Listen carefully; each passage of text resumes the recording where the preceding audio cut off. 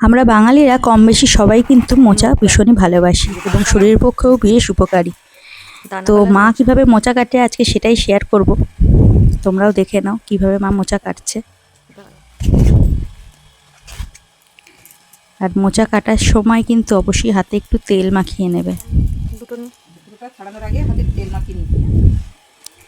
আর মা কিভাবে আস্তে আস্তে করে সেইগুলো করে একদম ঝুড়ো ঝুড়ো করে কাটছে।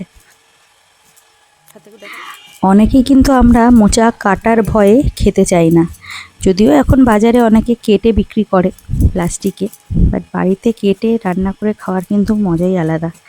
তো মা কীভাবে মোচাগুলো কাটছে আজকে সেটাই শেয়ার করছি তোমাদের সাথে। তোমরা যারা কাটতে ভয় পাও বা একবার ট্রাই করে দেখতে পারো আস্তে আস্তে কীভাবে কাটছে। আর অবশ্যই হলুদ জলে কিছুক্ষণ ভিজিয়ে রাখবে।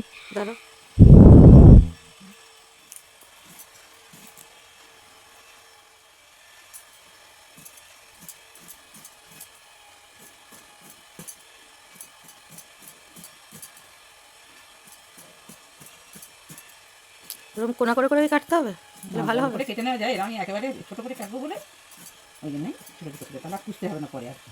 আচ্ছা, এগুলো কচি আছে তো এই ফুলগুলো, ওই জন্য এর মধ্যে দেখি শক্ত হয়েছে কিনা। শক্ত যদি হয় তাহলে এ করে বাদ দেবো। এই রাখলাম, দেখে নিচ্ছি যে শক্ত হয়েছে কিনা। না, শক্ত হয়নি, এমনি কুচে দিচ্ছি।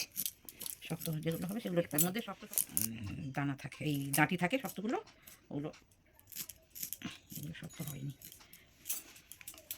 একটা লোক নেই সারা এর মধ্যে ফুল নামতে দেখছিলাম, যে পাখিটা কীভাবে সেই মেয়েটা কেটে কীভাবে কি খুঁজতে পারবে জীবনে।